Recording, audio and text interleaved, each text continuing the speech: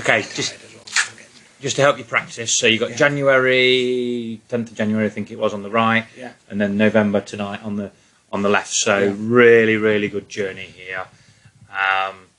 You kind of you move the club quite nicely to start with. Obviously a low handicap, playing well, but just kind of in the top of the backswing over here on the right, you just kind of get this club all twisted up.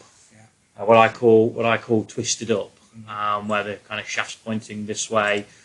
Wrist angles have kind of narrowed a little bit here.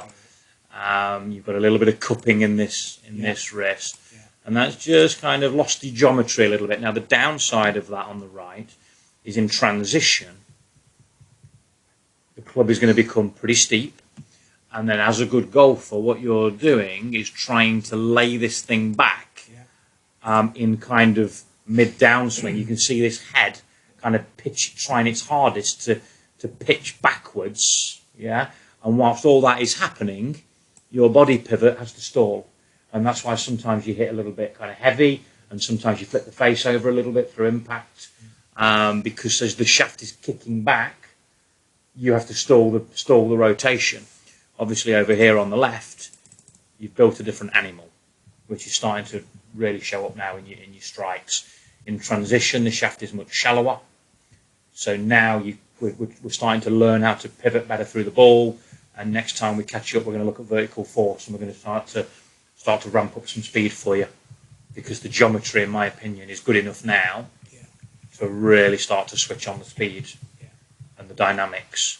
We have talked a little bit about extension through the ball tonight, which will go nicely with vertical force next time.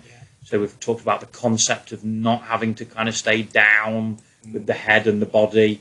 Showed you some 3D images of how we want to extend a little bit more. Yeah, you can see a nice difference in how that shaft is coming out. Beautiful. Just going to let that play through a few times for you at full speed as well, so you can appreciate the motion in speed as well.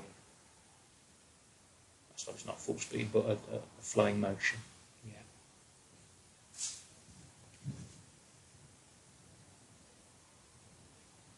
Okay, sir? Brilliant.